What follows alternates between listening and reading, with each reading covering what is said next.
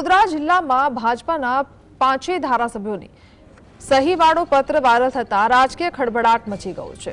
ગુજરાતમાં ભાજપ સરકાર હોવા છતાં જિલ્લાના ધારાસભ્યો અધિકારી રાજથી પરેશાન હોવાનું પત્રમાં ખુલ્લેઆમ જણાવાયું છે। ડભોઈના શૈલેષ મહેતા, સાવલીના કેતન ઇનામદાર, કરજણના અક્ષય પટેલ, પાદરાના ચૈતન્યસિંહ ઝાલા અને વાઘોડિયાના ધર્મેન્દ્રસિંહ વાઘેલાએ મુખ્યમંત્રી ભૂપેન્દ્ર પટેલને આ પત્ર લખ્યો છે। પત્રમાં સરકારી બાબુઓ નાગરિકોના કામો ન કરતા હોવાના આક્ષેપો કરાયા છે। અધિકારીઓ ગાંઠતા નથી, પોતાની જાતને સરકાર સમજી વહીવટ કરે છે અને જનતા ધર્મધક્કા ખાઈ થાકી ગઈ હોવાનો પણ ઉલ્લેખ છે। ખુદ ધારાસભ્યોને પણ અધિકારીઓથી કડવો અનુભવ થયો હોવાનો ઉલ્લેખ થતા રાજકીય માહોલ ગરમાયો છે।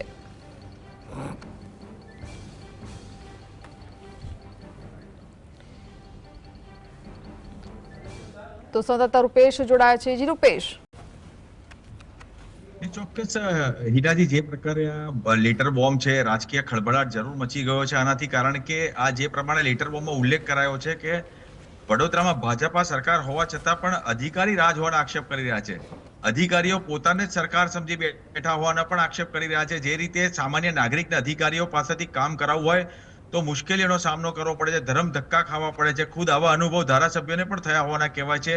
એને લઈને જ જે વડોદરા જિલ્લાના ડભોઈ, સાવલી, કરજણ, પાદરા અને વાઘોડિયાના ધારાસભ્ય મેદાનમાં આવ્યા છે। અચાનક આ રીતે લેટર બોમ્બ મુખ્યમંત્રીને લગતા ખળભળાટ જરૂર મચી ગયો છે કે ખરેખર અધિકારીઓ જો ધારાસભ્યોને ના ગાંઠતા હોય તો આમ નાગરિકોનું શું થાય? સૌથી મોટો પ્રશ્ન એ છે કે સામાન્ય કામ કરાવવા માટે ધરમ ધક્કા ખાવા પડતા હોય અને ગ્રેડ 1 A1 કેડરના અધિકારીઓ પણ હોય અને એ લોકો જો સાંભળતા ના હોય, એ પ્રકારના આ પત્રમાં જે આક્ષેપો થયા છે એ ચોંકાવનારા છે। કારણ કે 27માં જ્યારે વિધાનસભાની ચૂંટણીઓ આવશે ત્યારે પણ આ લેટર બોમ્બ ઘણું બધું કહી જશે। પરંતુ તમામ વાતો વચ્ચે આ પાંચે વડોદરા જિલ્લાના ધારાસભ્યો મેદાનમાં આવતા રાજકીય ખળભળાટ જરૂર મચી ગયો છે। જી જી રૂપેશ, એવું પણ કહેવાયું છે કે અધિકારીઓથી હવે કડવો અનુભવ થઈ રહ્યો છે અને એના કારણે રાજકારણ પણ હવે ગરમાયું છે। જ્યાં લેટર બોમ્બની વાત થઈ રહી છે તેના કારણે અધિકારીઓ ગાંઠતા પણ નથી ને કોઈ પણ જાતનું કામ હોય તો એ થતું પણ ન હોવાનો પણ આક્ષેપ છે। બિલકુલ હિનાજી, આપની વાત સાથે સહેમત છું।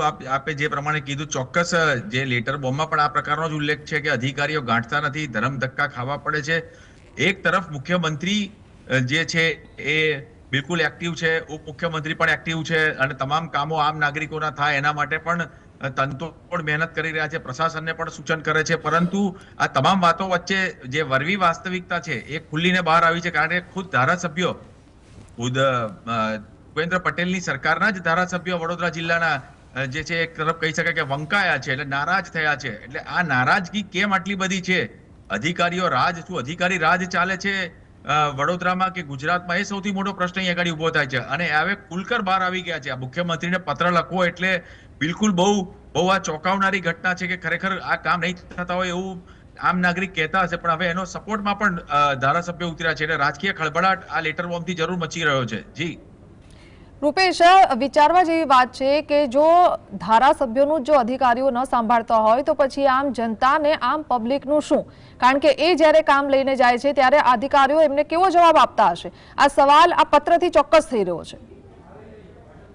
બિલકુલ બિલકુલ, આ પત્ર ઘણું બધું કહી રહ્યો છે। કારણ કે પત્રમાં ખુદ ધારાસભ્યોની સહી પણ છે।